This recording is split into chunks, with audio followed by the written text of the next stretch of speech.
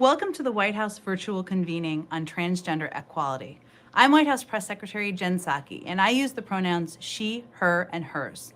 I'm excited to welcome you to this important and historic national conversation about equality, freedom, and opportunity for transgender, gender nonconforming, and non-binary Americans. As President Biden said long before he became president, transgender rights are one of the most important civil rights movements of our lifetime. And as I was proud to affirm earlier this year from the White House briefing room podium, transgender rights are human rights.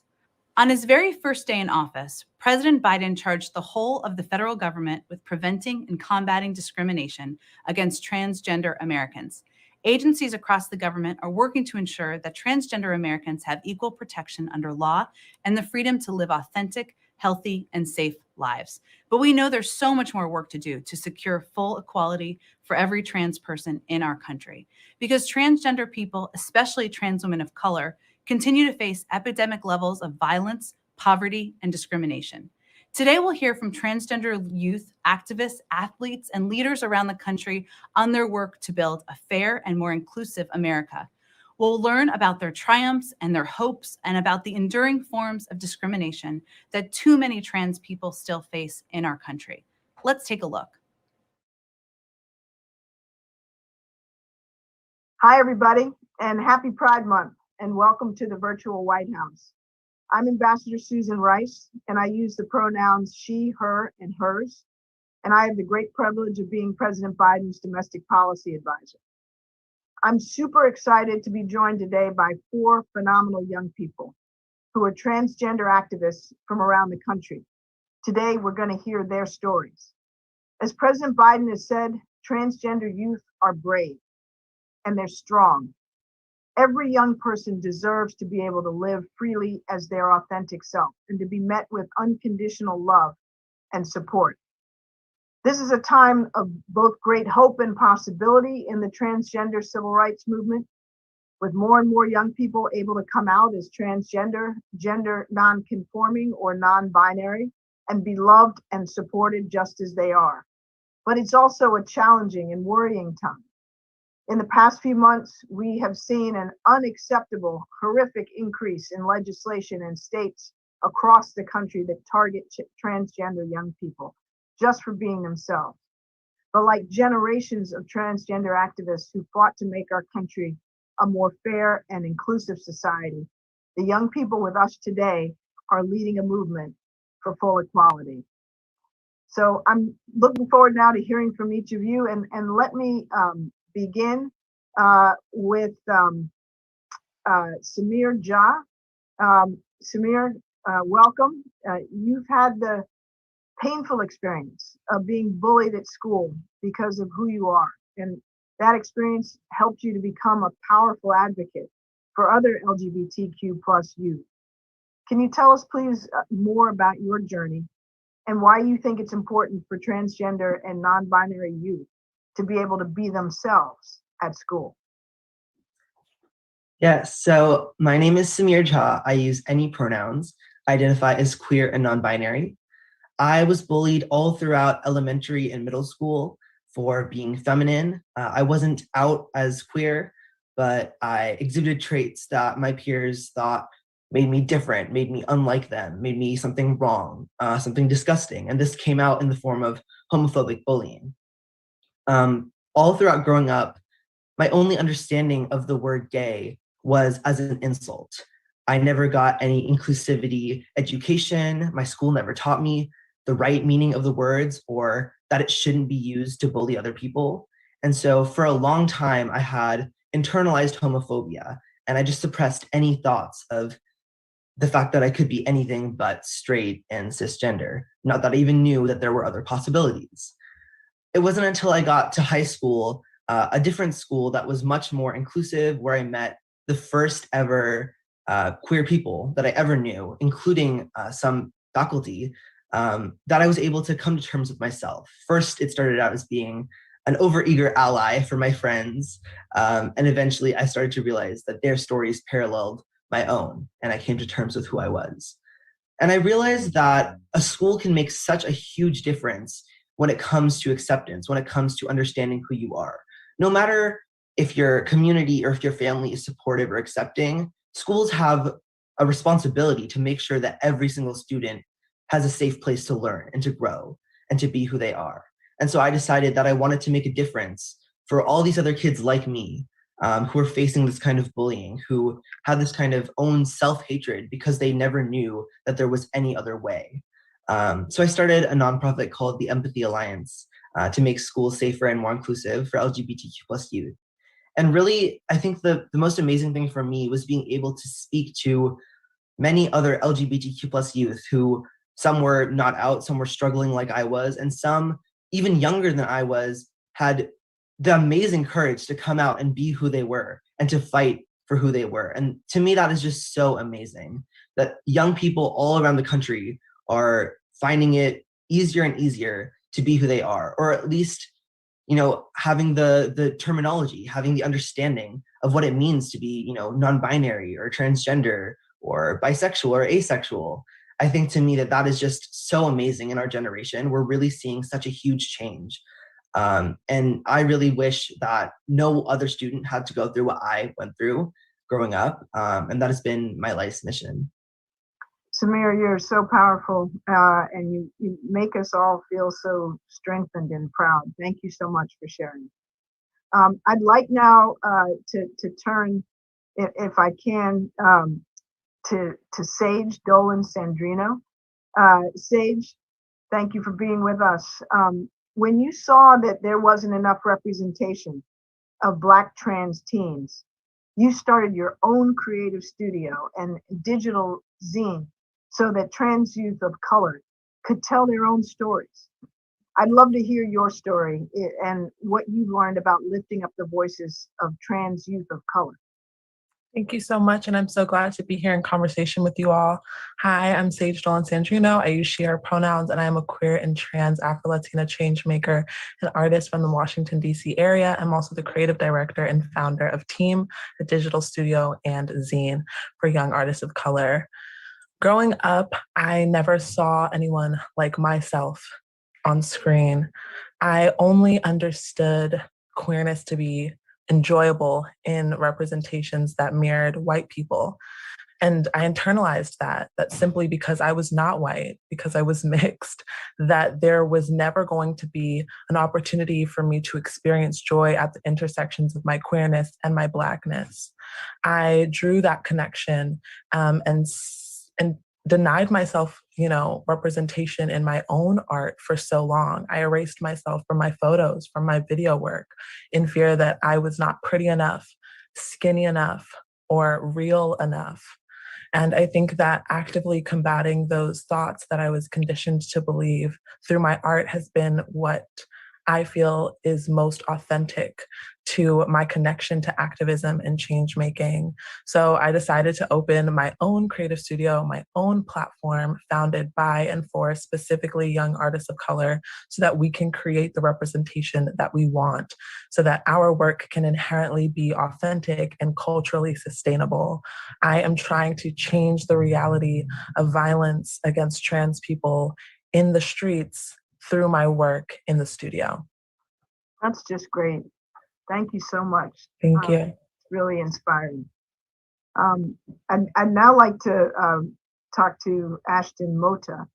Ashton, it's great to have you with us. When you came out as transgender to your family and community, you knew already that you wanted to advocate for laws that would keep you and other kids just like you safe. You and your mom have been involved in state efforts in Massachusetts to protect the rights of transgender people. Please tell us what it was like to come out and what you've learned using your amazing voice for change. Absolutely. Hi, everyone. My name is Ashton Mota. I use he, him pronouns. I'm 16 years old and a rising junior in high school. I'm proud, honored, and excited to be here with you all today. And before anything, I personally want to thank the Biden-Harris administration for the work that you've done, whether it be signing an executive order preventing and combating discrimination on the basis of gender identity or sexual orientation on the first day in office, or just showing that you have the backs of us LGBTQ plus youth in your day-to-day work. I just wanted to start off by expressing that appreciation. I'm excited about the road ahead, and I'm also cognizant of the fact that there's so much more work that needs to be done. And, that's why we're all here today. To tell you all a little bit about myself, I identify as Black, Afro-Latino, and I also identify as transgender, female to male. I consider myself to be like any other teenager with interests that vary and change from month to month, even week to week sometimes. But one of my main passions is activism and advocacy. And, I've been able to pursue those passions through working on the Yes on 3 campaign in Massachusetts in 2018, working with the Gender Cool Project, the Human Rights Campaign, and through opportunities like this that give me the opportunity to speak my story, speak from my experience, and, just tell the world, what it's like to be a young transgender person of color and, just navigating the world in the position that I hold. And, after coming out and receiving support from my family, that's one of the best things I could have asked for, because it's given me a platform and a pedestal to be able to use my voice and represent a community that usually isn't given a seat at the table at these, to have these important conversations. And it's just truly inspiring and motivates me to do more. Personal experiences, after I came out, it didn't take my family long to realize that there are so many disparities when it comes to the intersectionality in our community, whether it's transgender people or just transgender people of color. And on top of that, being youth, especially, with homelessness and in the foster care system. So my family and I, we became a foster home for transgender youth. And right now, I currently have 2 transgender foster siblings, foster sisters. They're twins who identify as transgender girls. And, they've been with us for a little bit over 2 years. And they're awesome. They're my sisters. They're a part of my family. And, they've genuinely genuinely impacted me in the person who I am today. And they're just beautiful souls in the world. And they're just awesome people. I'm glad to have met them because they truly have had an impact on me. But with that being said, with them being in my house, I've been able to see how, the foster care system does fail transgender youth of color, transgender people, LGBTQ plus youth. And there's so much work that has to be done. And I'm not going to just stand here and watch it all happen, especially when it's hurting people who I love and are so close to my heart. And the sad thing is that I know there are so many more youth just like that. It's really what drives me. It's what motivates me. And it's why I find it so important to use my voice as a Black, trans, Afro-Latino young person to make sure that, laws are put in place to protect everyone for just being who they are and living their lives authentically. Wow, what a story. I want to meet your parents. Seriously. And your sisters. I'm very moved by your story, as I know we all are. And your family is a powerful example of, what we need to do to each other. We need to love and support each other. And so thank you for sharing that. And now I'm really excited to turn over to Stella Keating. Stella, you're already a national star. You made us all so proud when you testified in front of the Senate about the importance of passing the Equality Act. You're actually the first transgender teen, I believe, ever to testify before Congress. So I'd love to hear from you about what you think passing the Equality Act means to you and it will mean to others, young people like you. And also tell us, how did you get up the courage to go in front of the whole country and tell your story? Yeah, so my name is Stella. I use she, her pronouns, and I'm 16 years old, and I, like Ashton, am a rising junior. And to me, nothing is more American than protecting each and every person who lives in this country. That might sound kind of cheesy, but my parents have raised me to stand up and speak out for myself, and it just as importantly, those who can't.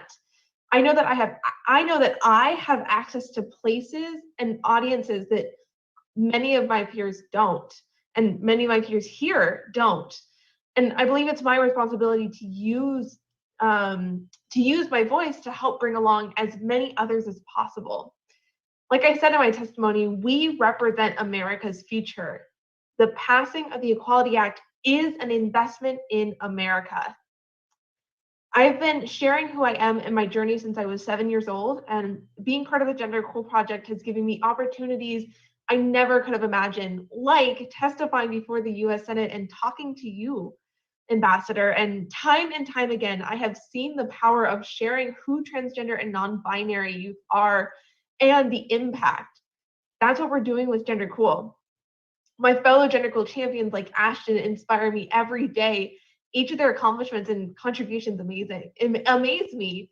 And even hearing Samir's story and what they're now doing to, make more people feel accepted, and including Sage, creating a platform and a space for transgender people of color, and specifically transgender youth of color, is just so incredible. And hearing Ashton's story and what his family is doing to create a safe space for other transgender youth who are in foster care, I am incredibly inspired to be with you all today.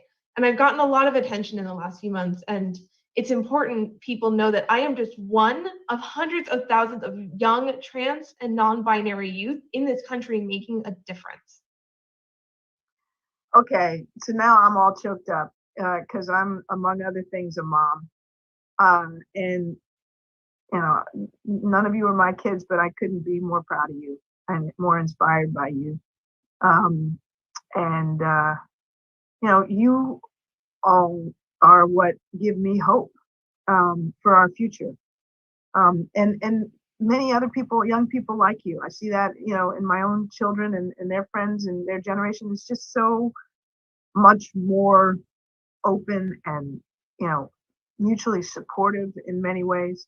And just to see the dynamic among the four of you and how much you are, lifting and holding each other up is amazing. So thank you. Hello, I'm U.S. Secretary of Education Miguel Cardona. It's an honor to join this important conversation and discuss ways we can create school environments for transgender students that are nurturing, welcoming, and affirming. Our schools must be places where students know they are safe. Let's be clear from the start. Every single student in America has immeasurable worth and limitless potential. And every student has the right to feel valued and supported so they can do their best learning. It's essential that schools and educators work to protect the rights of all students, including students who are transgender. Transgender students must be afforded the same opportunities as their peers to participate fully in and experience the joy of school, including extracurricular activities. I'm proud to share that the department affirmed this month that Title IX prohibits discrimination on the basis of gender identity and sexual orientation in all education institutions that receive federal. We know that full inclusion at school is an important part of supporting the academic, physical, and mental well-being of our transgender youth, just as it is for all other students. Banning young people from engaging in school activities on the basis of sex defies our nation's values of inclusivity, equality, and freedom. And with our announcement, the federal government has reaffirmed that discrimination on the basis of sex, including sexual orientation and gender identity, is not only wrong, it's prohibited in our schools. Because all means all. This is important because it enables my Department of Education to work even more closely with states, districts, and others to prevent and actively combat discrimination against LGBTQ+ students in schools. This is important because students' lives will be changed for the better. We know LGBTQ+ students often face challenges in schools, including experiencing bullying and harassment at higher levels than their peers. And the COVID-19 pandemic has only exacerbated some of the hardships faced by our LGBTQ students. So many of these students haven't had access to school-based mental health services, affirming student organizations, or vital relationships with nurturing educators.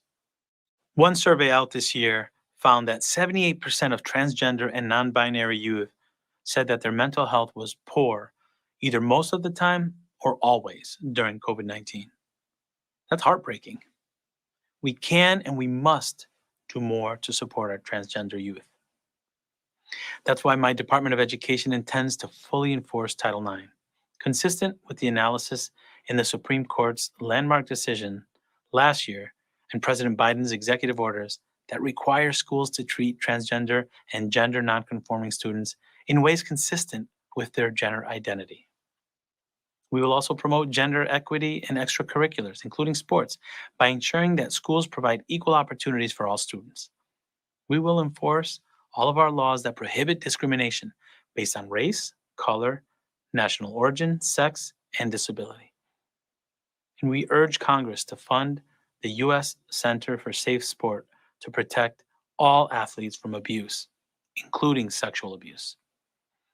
So, if you are a transgender student, we have information and resources for you at the Office for Civil Rights. Check out the LGBTQ plus students page on the Department of Education's website at www.ed.gov. I want to say directly to all the transgender students gathered here and all across the nation, we are on your side. We've got your back. We stand with you. We see you. We hear you. We respect you. You matter. You are brave. And you are already strong, standing in the light that emanates when you can be unapologetically and authentically you. Continue to be courageous by speaking up and speaking out when you believe that you have experienced discrimination. At the Department of Education, we will stay laser focused on supporting all students, including transgender students. Because when we do, we take a stand for equality, for justice, and opportunity for everyone. I'd like to end my remarks by sharing a recent conversation I had with my cousin, Alex, a transgender college student who's making our whole family proud. Alex had such great insights to share. Check it out. Hi, I'm Alex Cardona, Secretary's cousin, and I'm a senior at the University of Hartford studying cinema communication, and I happen to be female to male transgender. I came out when I was junior to senior in high school and started my medical transition end of my senior year. You know, for me, this is really important so that we can really kind of just elevate consciousness. And, you know, when we say all means all, we mean that here at the Department of Education. We want to make sure that we're giving you an opportunity to share your story and why it's important. I always feel that it's important to have allies that are not necessarily LGBTQ. Mm-hmm, absolutely. Right? People, especially LGBTQ people, their biggest support system could be at school. They could not have a supportive household. And I was lucky to have supportive parents, but not everyone does. And a lot of times school for these kids it's an escape for them. Yeah. And having to escape to somewhere that's also unsupportive just doesn't help anyone. But having a good support system there is an escape. Of course. You've shown a lot of courage, and that's why I really wanted to reach out. But I also want to send the message really loud and clear. We got your back. That our schools need to be safe places for all students.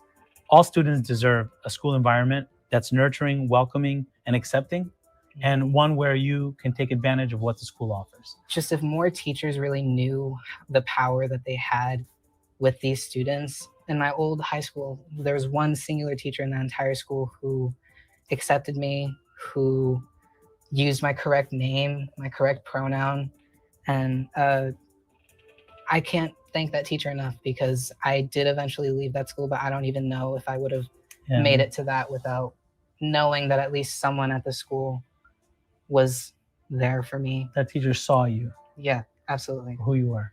Mm-hmm. Yeah, that's awesome. If you were to see the numbers of the percentages of trans kids who are unsupported in their home environment, their school environment, their suicide rates are astronomically high compared to their cisgender counterparts. And you look at numbers and you're like, oh, that's sad. But these are kids, these are children who have their entire lives ahead of themselves, wanting to not live anymore because they're not supported in their life. For something as so simple, I guess so simple as just words, something so simple means so much to people. And it doesn't take that much effort to be a good person. It doesn't take that much effort to say the correct pronouns, say the correct name. And I think just knowing that you have that much of an impact with that little activity or little actually doing something is very important, because if teachers realize that they have that power with just words and with just maybe putting a safe place sticker on their door, like imagine what else they could do if they wanted to help them even more. Yeah, yeah. So thank you for your courage. Thank you for your story. And Alex, my advice to you is be unapologetically you, because you shine. Okay, thank you. Thank you. Thank you. Hey, I'm Demi Lovato, and I'm so happy that the White House is hosting this virtual convening on transgender equality. It's so important because trans and non-binary kids deserve to not only feel safe and welcome everywhere they go, but to also have the support and resources they need to thrive. To all the kids out there figuring out who you are and where you fit in, there are so many people who love and support you, including me. So keep being you. Every person in America deserves quality, affordable healthcare, and every American deserves access to care that is respectful, safe, and dignified. For transgender Americans, that means access to comprehensive, gender-affirming care free from discrimination. I'm excited to introduce Dr. Rachel Levine, Assistant Secretary for Health and the first openly transgender person to be confirmed by the U.S. Senate. She's one of the 14% of all appointees in the Biden-Harris administration who identify as LGBTQ+, and she's leading our administration's work to advance health equity for transgender Americans. Hello, I am Dr. Rachel Levine, the Assistant Secretary for Health. This is an exciting time for the LGBTQ+ community, and I hope that my appointment symbolizes progress. I am truly humbled to be the first openly transgender individual to serve in a Senate-confirmed position, and the first Assistant Secretary for Health who is transgender. As Vice President Harris has said, I recognize that I may be the first, but I am heartened by the knowledge that I will not be the last. Our community has a lot to applaud. We have a president who sees us and advocates for us. President Biden issued the first presidential proclamation recognizing Transgender Day of Visibility, calling on all Americans to join in the fight for full equality for all transgender people. And during his first joint address to Congress, President Biden sent an unequivocal message to the transgender community, quote, "To all transgender Americans watching at home, especially the young people, you are so brave. I want you to know your president has your back," unquote. Well, I want you to know that I have your back too, and I will do everything that I can to support and advocate for our community. Raising awareness is an important step. We must all work together across agencies and organizations to turn awareness into action. As a member of the White House's Gender Policy Council, which was established by President Biden to advance gender equity and equality in both domestic and foreign policy development and implementation, I am proud to support efforts to advance equity, inclusion, and opportunity for LGBTQ+ people through a whole of government approach. The administration is working to advance equity for communities who have been underserved by the federal government, and that includes my work at the Department of Health and Human Services. HHS values the health of all Americans and is committed to ensuring that the LGBTQ+ community has access to quality health care. What most excites me is the department's renewed focus on the anti-discrimination protections for the LGBTQ+ community. Fear of discrimination can lead individuals to forego care, and that can have serious negative health consequences. That is why HHS recently announced that it will interpret and enforce Section 1557 and Title IX prohibitions on discrimination on the basis of sex, and that will include discrimination on the basis of sexual orientation and gender identity. This means that it is the formal position of the Department of Health and Human Services that everyone, including transgender individuals, should be able to access healthcare free from discrimination or interference, period. This interpretation will guide our department in processing complaints and conducting investigations. The steps we're taking at HHS to prevent discrimination against LGBTQ+ Americans in healthcare settings is just one part of President Biden's executive order on preventing and combating discrimination on the basis of gender identity or sexual orientation. As a pediatrician and adolescent medicine specialist, I also know the importance of gender-affirming medical care for transgender people who need it. Gender-affirming care is both medically necessary and actually life-saving, especially for transgender youth. Every American deserves the opportunity to reach their full potential and access safe and respectful healthcare. Unfortunately, some have sought to prevent transgender youth from accessing the healthcare that they need. This is politics, and politics has no place in our healthcare system. And actually, this defies the standards of care. Above all, we need to support trans youth and their families and parents to help them achieve the good health and quality care that they deserve. The future for our community is brighter, but we have not made progress unless we have made progress for all.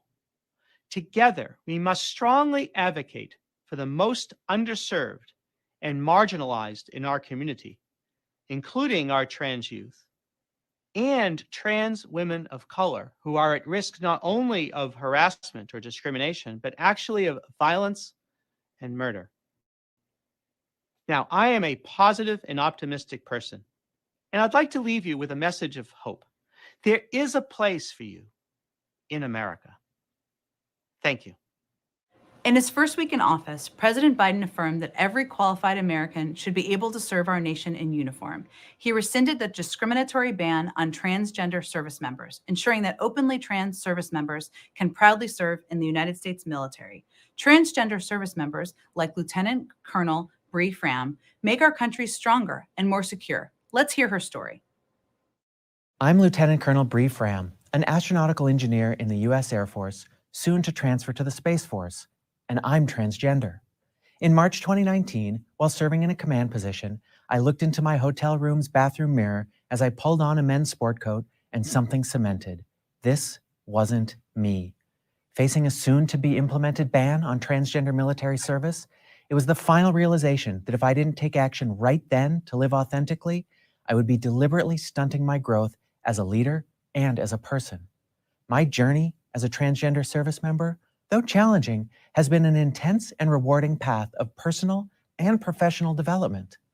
Despite the discriminatory policy then in place, I've enjoyed incredible support from my leaders and from those I've had the honor and privilege to lead throughout my transition. Yet as one of approximately 1,600 transgender service members who served openly at the time, I was a member of an endangered species, officially labeled a burden and a disruption to the military, despite all evidence to the contrary, until policy changed again this year. Now, thanks to the action of President Biden during his first week in office to restore open service, we will not be the last transgender people to wear the uniforms of this nation. Serving openly allowed me to flourish as my authentic self. My authenticity opened new pathways of communication and connection. I was a better commander because of it. Removing real or perceived barriers to authenticity that force people to hide who they are is a gift to individuals and organizations. With those burdens removed, people who previously dedicated their mental energy to protecting their identity can now dedicate themselves fully to the mission. For the military, service members could have been good or even great at what they did, but they weren't reaching their full potential. With our biggest advantage in conflict being our people, we need everyone at their best. Reopening military service to transgender individuals is a gift to our nation. Every time the military has integrated minority groups, from African Americans to women to lesbians, gays, and bisexuals, We have emerged stronger because of it. They have all served with honor and distinction. It's the same with transgender service members. The United States military is going to fight and win in the future based on brain power. And if some of those brains just happen to be in transgender bodies capable of meeting all physical standards, they could be our future heroes. A society that doesn't tap into the potential of all its members naturally self-limits what it can do. But the United States dreams big and can't afford to miss out on the talents of anyone willing to dedicate their lives to those dreams. As someone who has sworn to support and defend the Constitution that underpins those big dreams, I'm thrilled that I and other trans service members will have the opportunity to help make those dreams a reality for our fellow Americans. One of the best parts of being a kid is playing sports on your school team or with friends. But in some states around the country, state legislatures have tried to ban transgender kids from participating in school sports activities. These bans are wrong. Transgender kids belong on the field just like everybody else. I'm excited to introduce a trailblazing athlete, Chris Moser, the first openly transgender athlete to represent our country on Team USA, to share more about why inclusion in sports matters for all kids. Hello, and thank you so much for joining us. My name is Chris Moser. My pronouns are he and him, and I'm a Team USA athlete. In 2016, I became the first transgender man to represent the United States in men's international competition. And in 2020 was the first trans man to participate in the men's Olympic trials event. I'm also the founder of transathlete.com, the go-to resource for information about policies and best practices for the inclusion of trans and non-binary athletes in sport. This year, we've seen the worst attacks on the transgender community, with 150 pieces of anti-transgender legislation introduced by state lawmakers across the country. Half of those bills, 75 bills, targeted transgender youth in sport. This year alone, over 30 states attempted to pass legislation that would ban transgender youth, younger versions of me, from playing sports with their friends. And in 8 states this year, bans on trans youth were enacted, making 9 states in our country that now have laws that would ban trans youth from playing on teams that align with their identity. So often in these conversations, the voices of the youth who are most impacted are missing. So I'm thrilled to be joined here today by Sarah Rose Huckman and Libby Gonzalez. First, could each of you introduce yourselves? Sarah, let's start with you. Hi, I'm Sarah Rose Huckman. I'm 20 years old. Background of sports, I think I did 4 sports back in high school, track, cross country, running, cross country skiing, and alpine skiing. I love doing sports just because it makes me who I am today, and it keeps me upbeat and positive. And I am currently a part of Changing the Game, a documentary centered on transgender athletes. It's out on Hulu. Excellent. Thank you so much, Sarah Rose. And Libby, would you like to introduce yourself? Hi, my name is Libby Gonzalez. I live in Texas and I'm 11 years old and I use she, her pronouns. Excellent. I really love swimming. I feel like I get to be myself when I'm swimming. And I really also enjoy martial arts, basketball, and yoga. And I would really like to try tennis. Great, thank you so much.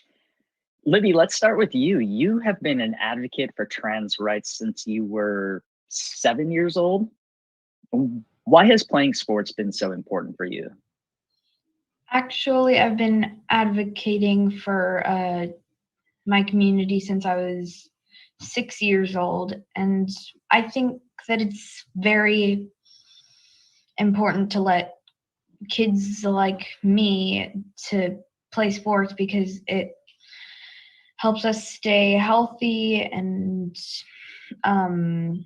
we get to make new friends, and I get to play with my friends that I have, and it's really fun. Yeah, we know there are so many benefits to playing sports as a kid. Thank you for sharing that with us. Sarah Rose, you mentioned the documentary at the start. You were just featured in the incredible documentary, Changing the Game. Why did you decide to participate in the film, and what do you hope that people are taking away from it? Yeah, thank you. I really decided to partake in changing the game right when I realized that this was something that needed to be put out into the world. We need more trans representation in sports, and we need more trans representation in general. And I really hope one big takeaway I really hope is coming from this is that trans athletes and trans people are human beings, and we just want to be able to do the sports and the things that we love without the fear of being discriminated against or the fear of being attacked because we are different from the other people. I just hope that people realize that we are just trying to live our lives and do things that we love. I love that. And the film does an incredible job of sharing that. So thank you for being a part of it. Let's do one more question for both of you. What advice would you give other trans kids who want to play sports but are facing hurdles? Sarah Rose, let's start with you on this one. Of course. I would just say keep being yourself, keep doing the things that you love. Remember, even if the times are hard in the moment, just know that you have people who love you and accept you all over the world. It may not be where you are right now, but you'll find your people, you'll find your family, your significant other. You'll find it. You'll find the joy in sports. You'll find the joy in family, and just know that you're amazing and you're validated wherever you go. How about you, Libby? I would say, like, don't let anyone change who you are. You have people that support you. We got your back, even in the darkest corner, I guess. And just never lose hope. You have a ton of people that support you and care about you. Wise words. Thank you so much, both of you. My advice to trans kids, to every trans kid out there, I want you to know that you can be your authentic self and continue to play the sports that you love. You have so many people out here fighting for you, from your peers like Libby and Sarah Rose to professional athletes like myself, and we will never stop fighting for you. My personal mission since I came out, and my motto since I came out in 2010, is to be the person that I needed when I was younger, to be that role model that I wish that I had. And so it is so wonderful to be in the presence of new role models and advocates. Thank you so much, Libby and Sarah Rose, for joining me in this conversation today.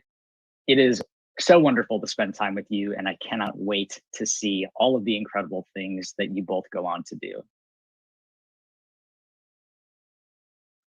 Hello, my name is Elliot Hinkle. I use they, them pronouns, and I grew up in Wyoming's foster care system, but I live in Portland, Oregon now. I'm a transmasculine, non-binary person who grew up in foster care and didn't feel I could come out as fully myself until I left foster care at the age of 19. When I turned 19, I moved away from Wyoming and went to school in Portland, Oregon, where I was able to be myself as first a lesbian and then a trans person. And the adults in my life are some of the people who were pivotal in making sure that I felt I could be me. I didn't think I could do that while I was in foster care, but the adults in my life really helped me get to a place where I could find that support. The adults that were kind of crazy about me and wanted to make sure that I was fully me, brought myself fully to the table. My hope is that for LGBTQ youth in foster care, that they can be in a place where they also have the support that they need, that they can have loving and affirming homes, because affirming LGBTQ youth is suicide prevention. And for myself, having grown up with mental health struggles and suicidal ideation from not having that, it's so important that young people today get that so they can fully be themselves, as we're in a generation right now where youth aren't necessarily worried about what people think about them. They want to be who they are, and I hope that that energy continues and that they get what they deserve, which is loving, supporting families, friends, and communities. Transgender Americans have led the movement for LGBTQ+ equality for generations. Today, transgender Americans are also leading our nation as elected public servants. Representation matters, and the 4 trailblazing elected officials we're about to hear from are showing transgender youth across our country that the sky is the limit. Hi, everyone. My name is Dana Karom. I'm the Virginia State Delegate, grateful to represent the people of the 13th District of the Virginia House of Delegates, which includes the city of Manassas Park and the western Prince William County portions of Haymarket, Gainesville, and my lifelong home, Manassas, as the first out and seated transgender state legislator in American history. Today, I'm joined here with 3 other barrier-breaking trans women in public service. Each of us were the first to be elected to office that we now hold in our states.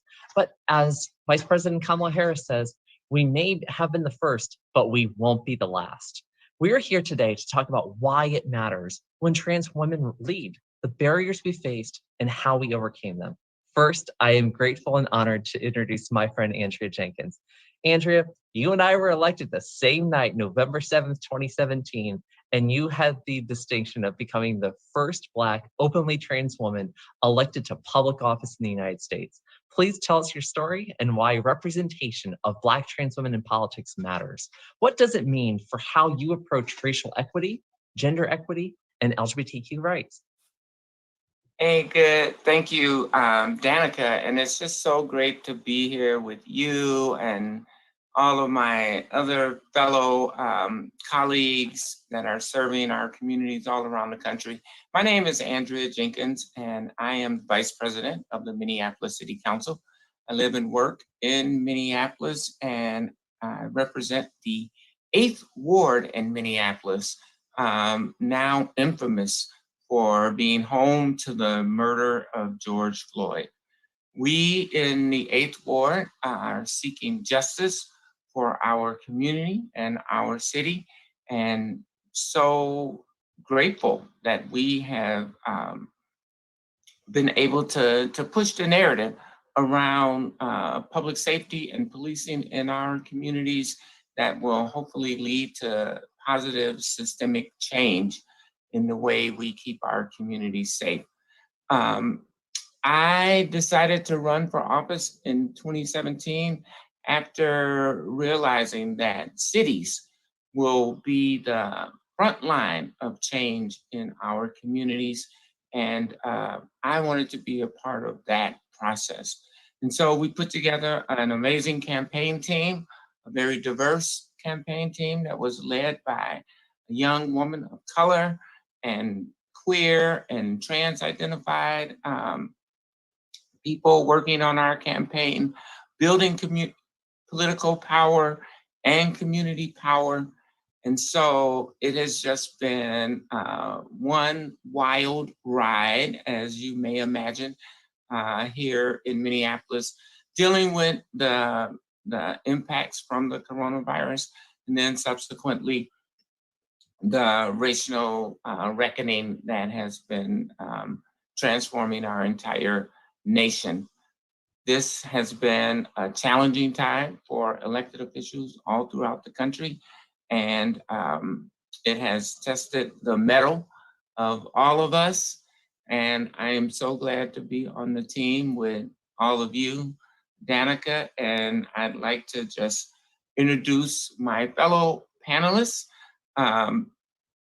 State Senator Sarah Mcbride. Thank you so much, Andrea. It is great to be on with you, Danica, and Stephanie for a really historic conversation between all of us as out trans elected officials, something that really wouldn't have been possible just a decade ago. My name's Sarah Mcbride. I'm the state senator for Delaware's 1st state Senate district, which includes parts of our biggest city, Wilmington, and Bellefonte and Claymont, which is actually the community that President Biden spent his teenage years in and went to high school in. I first got involved in politics and government and advocacy as a young person. And in many ways, my journey to advocacy and politics ties into my own journey toward authenticity, to coming out. Because as a young trans person growing up, figuring out who I am and trying to figure out how I fit into this world, wondering whether our democracy was big enough to include someone like me, I got involved in politics because I saw that politics was the place where every avenue of society converges and where you can make the most amount of change for the most number of people in the most number of ways possible. And I think for me, I got involved because I thought perhaps even if I never come out, perhaps I can spend my life trying to build a world where more people can live openly, authentically, fully, and freely in our society, including more trans people. And I actually had the opportunity of getting involved early and calling the president's late son, Bo, my first boss in politics. He was an incredible man, a compassionate person, a dear friend, and an amazing ally to the trans community. I also come to this work not just as someone who is trans, but also as someone who's loved someone who's trans. I met my future husband, Andrew, who was a transgender man fighting for equality, and we fell in love. After he was diagnosed with cancer and after serving as his caregiver and eventually losing Andy just days after we married, I decided to run for office because I saw in that experience, one, how lucky we were to have time together, how lucky he was to be able to get the care that he needed, how lucky I was to be able to take time off work and not have to sacrifice my income to be by his side.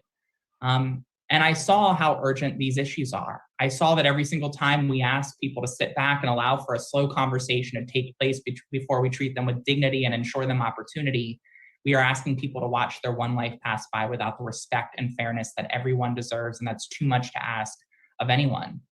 And ultimately, I threw my hat in the ring for state senate here in Delaware because I'm hopeful. After 10 years as an advocate at first the state and then eventually national level with the Human Rights Campaign, I saw that it's always in our biggest challenges that we take our most significant steps forward. And that the story of our movement, the story that we celebrate in Pride Month and rededicate ourselves to in Pride Month, is the story of LGBTQ people transforming change that once seemed so impossible that it was almost incomprehensible, first into possibility and then into reality. And I felt like if we did that on so many issues, that we could continue to do it for our community and that we could do it on all of the issues that matter to LGBTQ people, from non-discrimination protections to economic opportunity to healthcare to education to transportation to criminal justice reform. And so I am now serving in my first term filled with hope and optimism that we have as a community, both the individual and collective capacity to bring about seemingly impossible change. And that has been informed in large part by my experiences working for, knowing, and calling the Biden family friends and allies. And I am just so excited that we are joining on this panel under the administration of Joe Biden, who I have seen throughout my life his deep commitment to trans rights. One of the first national politicians to embrace and champion trans rights. I've seen the tears in his eyes when we talk about violence against trans women of color. I've seen and heard the passion in his voice when he talks about passing the Equality Act. And I've seen his big heart when I came out to him and Bo and Dr. Biden and the whole Biden family. And so I am just so thrilled that we have the opportunity to serve alongside a president who truly sees us, cares for us, and is fighting alongside us. And speaking of someone who fights every single day for our community, I have the privilege of turning things over to Stephanie Byers, who's a member of the Kansas State House of Representatives representing the 86th district. Stephanie is both the first out trans legislator in Kansas and also the first Native American trans person elected to public office in our country. So I'll turn things over to my friend, Stephanie Byers. Thank you, Sarah. I'm 58 years old, and I'm gonna throw that out there at the beginning because the fact that means in my life, I was a child in the 60s, an adolescent in the 70s, became an adult in the 80s. And when we think about what has happened to our country during those decades, how we've become more and more accepting of people that may have been thought of as different earlier on as we progress forward. And here I am in Kansas serving as the first open trans legislator in the state of Kansas. For 32 years, I was a public school teacher. I taught band and orchestra, and that was my life. But I also taught most of that at Wichita North High School, which is a Title I inner city urban school that serves a very diverse population, predominantly Hispanic. And so I've been there in the fights when we talk about the access to education for dreamers, That has been a part of my advocacy to begin with. I advocated to keep the fine arts as a part of public schools because it's integral to what goes on. And in 2014, when I began to live my life authentically for who I really am, it was an easy step forward then to make that advocacy just shift over into supporting the LGBTQ community in all the ways. And of course, we see what happened almost immediately. We encountered at the state level bills banning trans people from bathrooms, an experience that I'd actually had when I was younger as a Native American, walking into a gas station in one of our Western states, and my father asking for the key to the restroom, and the station owner looking at us and saying, "Are you all Injun? Well, you might be nice people. I just don't let Injuns use my bathroom." And so that hit really near and dear to my heart very quickly and became a part of what I began to speak out. In 2018, I was named the GLSEN National Educator of the Year, which gave me a little bit bigger voice and more of a platform to be able to address these issues. In 2019, I retired from teaching, and shortly after was asked by GLSEN to represent them in a rally in October out in front of the U.S. Supreme Court on the same day they heard oral arguments on Bostock versus Clayton County. And so that voice added to the group of people that were there, talking about how if we can make on the basis of sex include gender identity and sexual orientation, how that would change so much for the people of the LGBTQ community across the United States, especially for those people who are transgender. At that point in time, I made my decision that I would run for the seat that we had open here in District 86 for the Kansas State Legislature. And of course, in 2020, was elected and was able to join the two other out openly LGBTQ members of our legislature.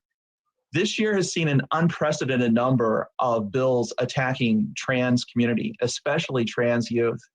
And here in Kansas, we're no exception, especially when we look at a supermajority that pushed those bills to begin with. Having a person who is transgender stand in that house and directly address the other members of that house about what it means, how it feels to have those things launched at you, that it's not just a matter of statistics, it is actually a matter of individuals and people, makes a tremendous difference. The outpouring of emails and cards that came from the trans youth across Kansas, knowing that they have an advocate who looks like them, who understands their experience to some level, and who speaks for them, gives them hope. It makes a tremendous difference for everyone to know that if there's somebody that's there, as was said, if you can see it, you can be it. And I'm proud to be able to be that person that's standing there holding the door open for the next trans person that wants to run for office in Kansas, and to keep that open communication going so that we can keep this representation where it needs to be.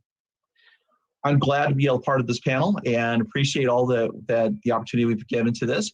And it's my turn now to turn back to our host and to talk about Danica. You have inspired, Danica, so many of us that are here today because you're the first one to break these barriers. What inspired you to run for public office, and what advice do you have for other transgender Americans who may be interested in becoming leaders in their community? Oh, thank you so much, Representative Byers. And again, thank you to Senator McBride, and thank you to Councilwoman Jenkins so much for joining me, and just to everyone out there who's joining this conversation. What inspired me to run was, just my mom's commute. It was the fact that it was so bad when in the mid 90s when I was in 6th grade, and I'd be sitting at school until 6:30, 7 o'clock at night, waiting for her to come pick me up because she was battling it out on Route 28 for 2 hours. And, at the same time, when I had to make the decision to run, I knew it was, what my platform would be. It was a pretty easy decision because my predecessor was more concerned about where I went to the bathroom than how his constituents got to work. And so I decided to go do something about it.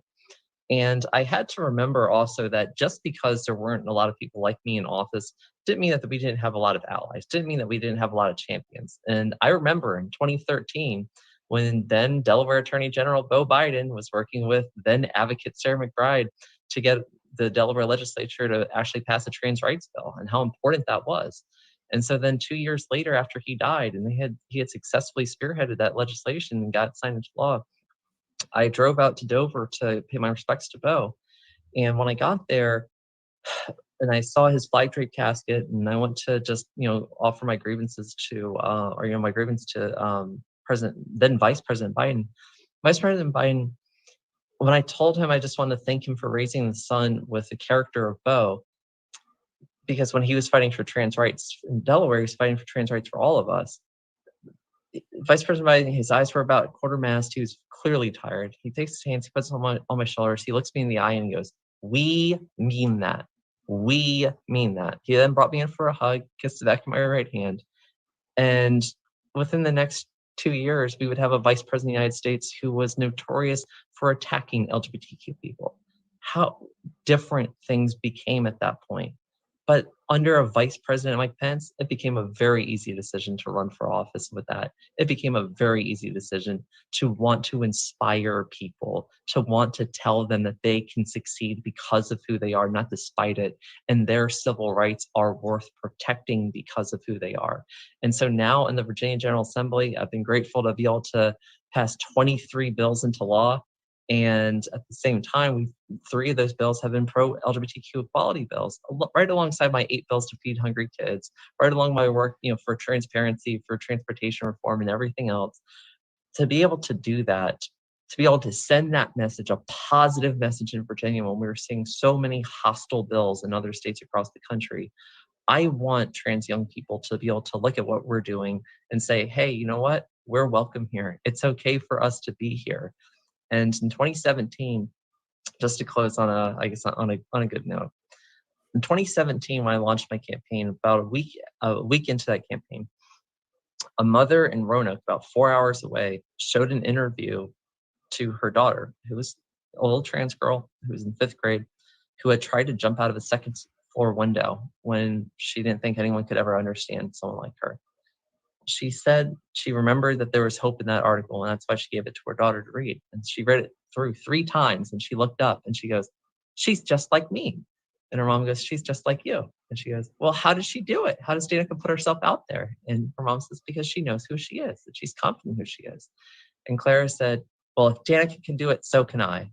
She spent the rest of the campaign, drove 4 hours, with her mom all the way up to Northern Virginia, and we campaigned together. We did, ads together and everything. And then on election night 2017, when Andrea, myself, and 6 other trans people across the country were running elections, when I got to the Waters and Brewery in Lake Ridge that night for the big party, after I had found out in Gainesville that I won, the first person I saw when I got outside my car was Clara. And so I picked her up. I looked her dead in the eye, just like Vice President Biden had done to me in 2016 or 2015. And I told her, "Honey, you can be president. You can be whoever you want to be, whatever you want to be, because we just won." And that's the message I want to send to trans people across the country today, is that you can be yourself. You can find safe places to be yourself, whether it's in Virginia, Delaware, Minnesota, or even Kansas. There is someone here who cares about you. There is someone here who can relate to your story and know that not only are you never alone with this, but your story has the ability to change your community, to change your state, and to change your country. And when you change a country, you change the world. So thank you all so much to my colleagues for joining us today. Thank you to everyone who's tuned in. Thank you to the Biden administration for giving us the space to be able to have this conversation. And please take care of yourselves and each other. Happy Pride Month, everyone. Hi, my name is Schaefer Zaret. I use the pronouns she, her, hers, and I'm a trans activist, organizer, and an advocate for transgender youth and an ambassador of Ariana Center, Trans Latina Florida.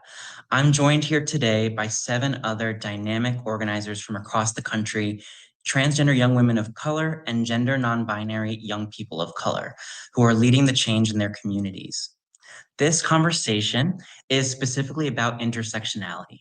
It is about centering the leadership of trans girls of color, young women of color, and gender nonconforming youth, and recognizing their unique lived experience at the intersection of their race, ethnicity, gender, gender identity, sexual orientation, and other identities, and recognizing the unique barriers they face to equity and opportunity.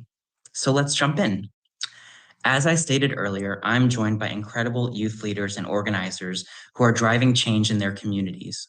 Leaders that identify as transgender girls and young women and/or gender non-binary youth of color. These are leaders that advocate for policy at the intersection of race, gender, gender identity, and sexual orientation. There really is so much value in lived experience that drives this change, and there's so much value in centering leaders at the intersection of all of their multiple identities. So let's hear from them. First, we'll start with some introductions. We want to hear more from these young leaders. And we'll start with Jamie, if you want to introduce yourself.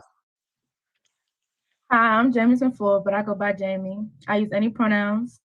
I'm from Southeast DC, and I'm an organizer here with DC Girls Coalition, United Leaders for Freedom, Black Swan, and Black Millennials for Flint. Wonderful. Thank you so much. And next, let's hear from Gia. Hi, everyone. My name is Gia. I use she, her pronouns, and I would say that I'm an LGBTQ advocate, and I identify as a trans woman. Thank you. And next, let's hear from India. My name is India. I'm 16 years old. I'm from South Carolina. I'm with a national agenda for Black girls, and I'm also part of Every Black Girl. And I'm non-binary. Thank you. And Rebecca. Hello, my name is Rebecca York. I use she and they pronouns, and I am from Maryland. I am a workplace educator with Out and Equal Workplace Advocates. Wonderful, thank you. And Adeline? Hi, my name is Adeline Mihil. I use she, her pronouns, and I am from South Texas. Thank you. And finally, Logan. Good morning. My name is Logan. My pronouns are they, them. I am an organizer, co-director, and co-conspirator based in Miami, Florida. Great, repping Miami just like me. Thank you so much. And now we're going to get into some really great questions for our young people. First, we'll start with Jamie. Jamie, you've been involved in social justice work since the 2nd grade. Wow. What inspired your advocacy? As I said, I'm Jamie. And I think there were a lot of factors that went into me wanting to get into social justice work. But I think the biggest part was the community that I lived in. I was really fortunate to grow up and be around and meet so many strong and inspiring people of color here in DC. And many of them were already involved in social justice, like Latricia Adams and Samantha Davis. So just being able to see them speak and hold so much power and take up space is really what inspired me to do the same. I love that. And thank you so much for channeling that into your work. I love to see that. And next, we'll go to Gia. Gia, what is one of the biggest barriers you'd say that transgender girls and young women of color face in their schools and communities? Yeah, first off, I just want to say I'm from Connecticut. I forgot to mention that earlier. But I would say one of the biggest barriers is support. And I think that the reason that is because there isn't enough education out there for people of color and for LGBTQ people in general, especially for trans people of color like myself. And I would say that when I was younger, personally, I didn't see much education on this topic or anything. And as I got older and I discovered the internet, I discovered so many negative things. And there's still a lot of negative things out there, but I wouldn't say that when I did come out as transgender, that was my experience in any way. I had a very positive experience. And for me, it's really important to be able to educate young kids in a positive way on what it means to be transgender or a person of color, because that is super important. And I actually wrote a kid's book about being transgender, and I'm super excited. It just came out, and I'm really hoping that it educates young kids in the classroom, because the biggest barrier is educating those people at a young age, so they have a positive association with a trans person or a person of color. And that's so important for changing the narrative in today's society. Such amazing accomplishments, and congratulations on the book. That's really amazing. Representation matters, and you're living that every day. Thank you so much. Next, we'll go to India. So India, in South Carolina, you spend time organizing for a national agenda for Black girls. Why is having policy that supports Black girls, trans Black girls, and gender nonconforming youth of color so important? Okay. Hi, my name is India. And I said, we are at the crossroads of racism, sexism, and transphobia. We need policies written and passed to protect with our input, to protect us and to protect our rights and to protect our joy. Black girls, Black trans girls, and gender nonconforming youth of color are always forgotten or intentionally left out of the conversation. And we have the power to change that. I want to live a life that is free, and I deserve to. Yes, you do, and you choose organizing to do that. Why do you choose organizing? What does it mean to you? How do you channel that passion into your work? Well, I challenged it into my work by saying, I am 16 years old and I've been organizing for 5 years. Organizing is a part of my identity. Working with other young people like me is empowering, and I believe that people need to hear our stories. When we share our stories collectively, we make a bigger impact. My organizing experience with Every Black Girl and a national agenda for Black girls has allowed me to expand my work nationally as I build community with others, Black girls and gender nonconforming youth of color, to create a world that accepts us, uplifts us in our entirety, truly is reflective of us and our whole selves. Beautiful. Thank you so much. And I'm so glad you made that choice to start organizing, representing your community, and raising that visibility for all of us throughout the community. Thank you so much. Next, we'll go to Rebecca. So Rebecca, this year we have seen countless tough moments of racial reckoning in our country. We've seen heightened violence in the AAPI community, including violence at the intersection of racism, sexism, and gender-based violence. What does it mean for you to lead as a non-binary young person? My identities as a queer, non-binary Asian American are central to how I experience the world. They inform my work as an LGBTQ trainer as well. Something you might not know just from looking at me, though, is that I'm also a transracial, transnational adoptee with white parents. And that's also essential to my lived experience. I clearly belonged to my white family, but growing up, outsiders, the people who didn't know me, didn't agree. Their message was, you're not who you think you are. But what did they know? I've always lived in this place in between worlds, as an Asian adoptee and as a non-binary person. Of course, there were really painful moments of exclusion, but they gave me the ability to see people beyond just what meets the eye. If I don't live in just one world, then chances are other people don't either.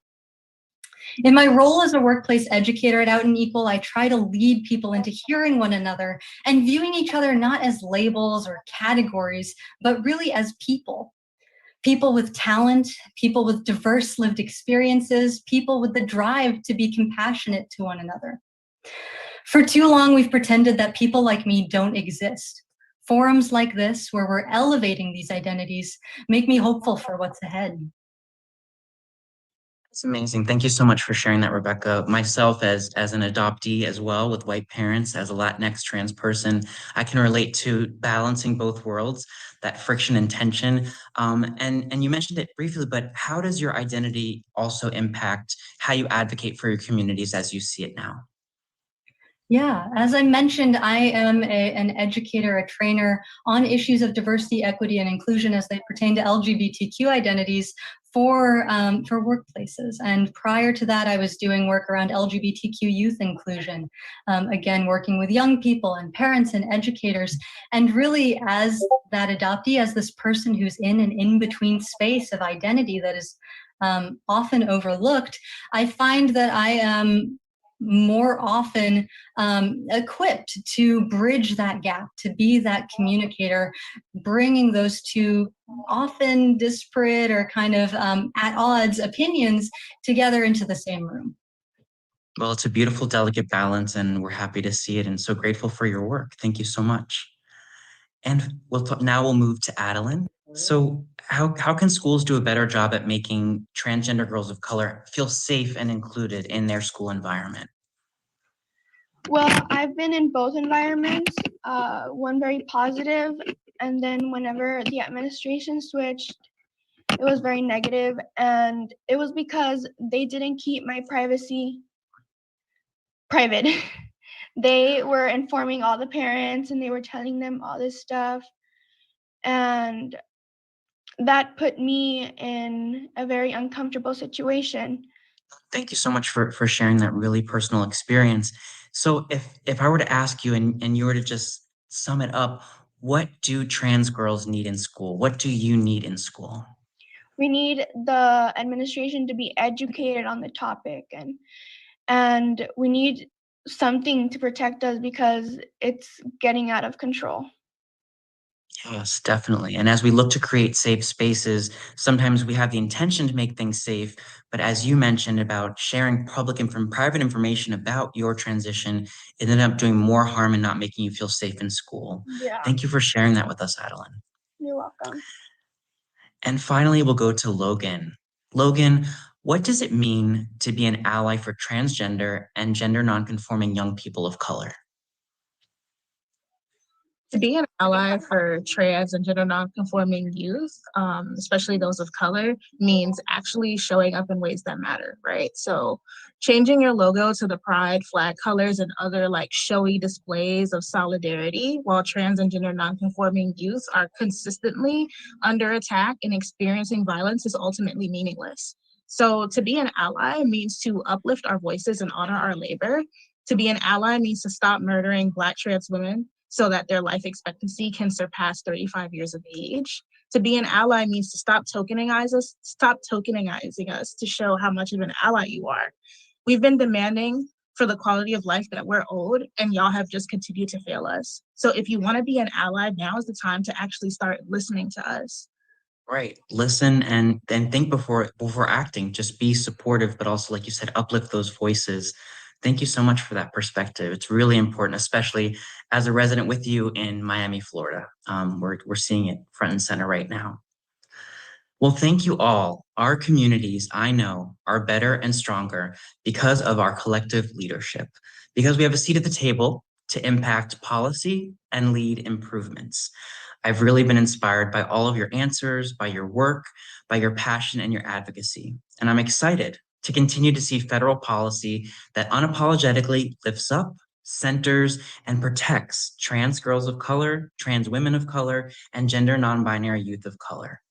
I've been your moderator for the day, Schaefer Zaret, from myself, Ariana Center Trans Latina Florida, our panelists, and all of those on today.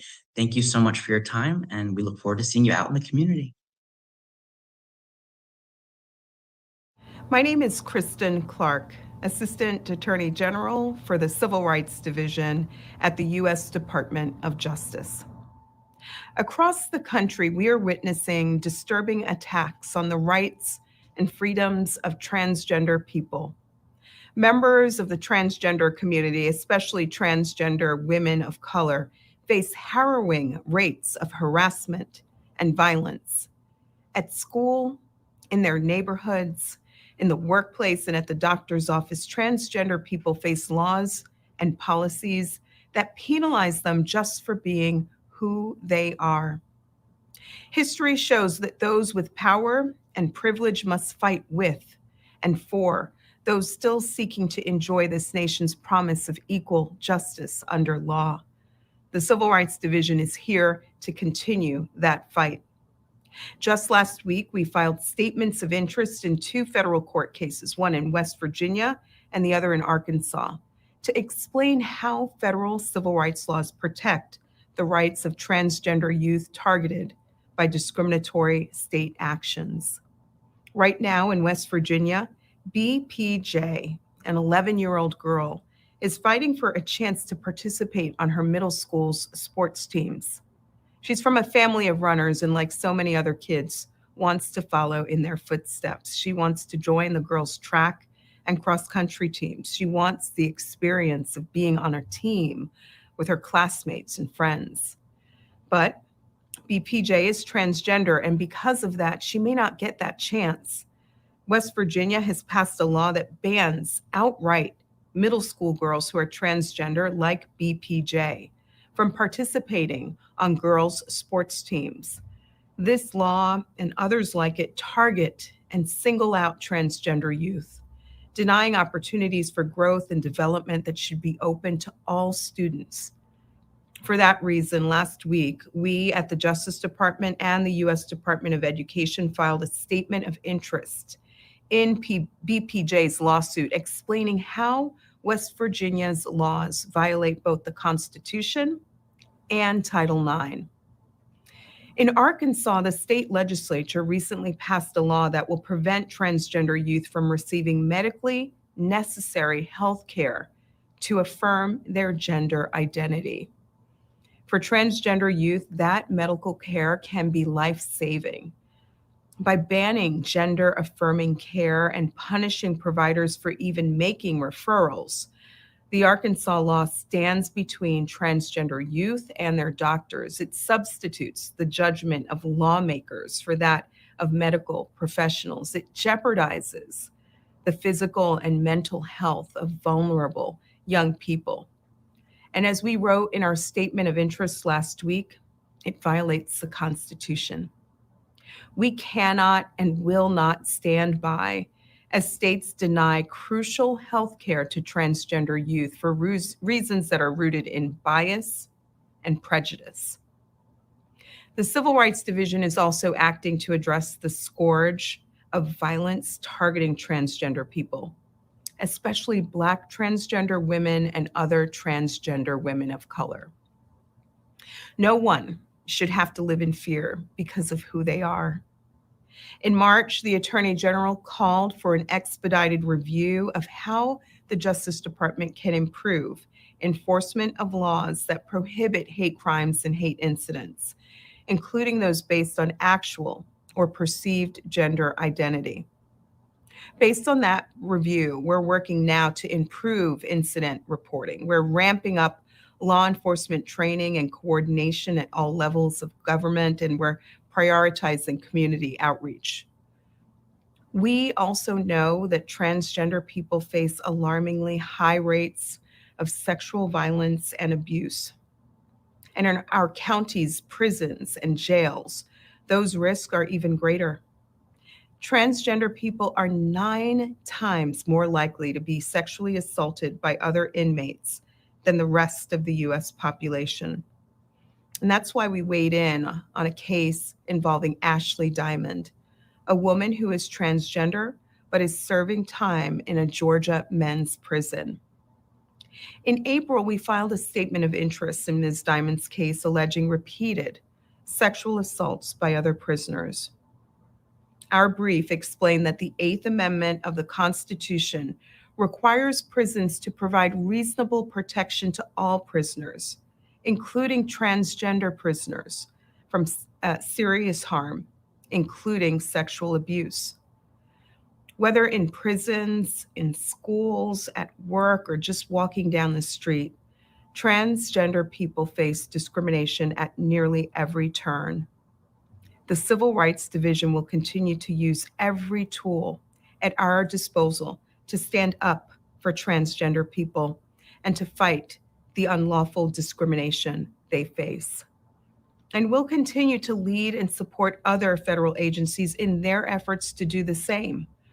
On his first day in office, the president signed Executive Order 13988, preventing and combating discrimination on the basis of gender identity or sexual orientation. The order directed agencies to work with the Justice Department to consider whether the reasoning of the Supreme Court's landmark decision in Bostock, a Title VII employment case, applies to other statutes that prohibit sex discrimination.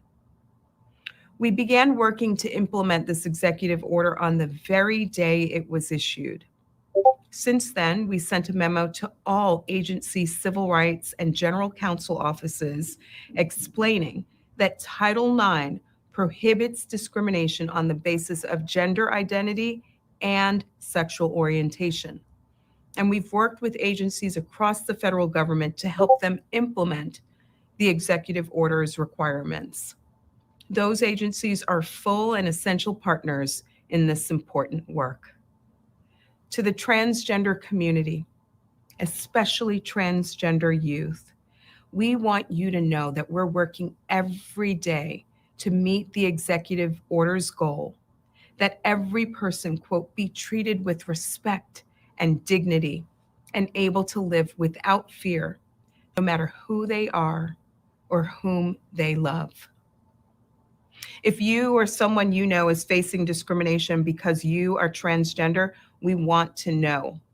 You can file a complaint now at civilrights.justice.gov.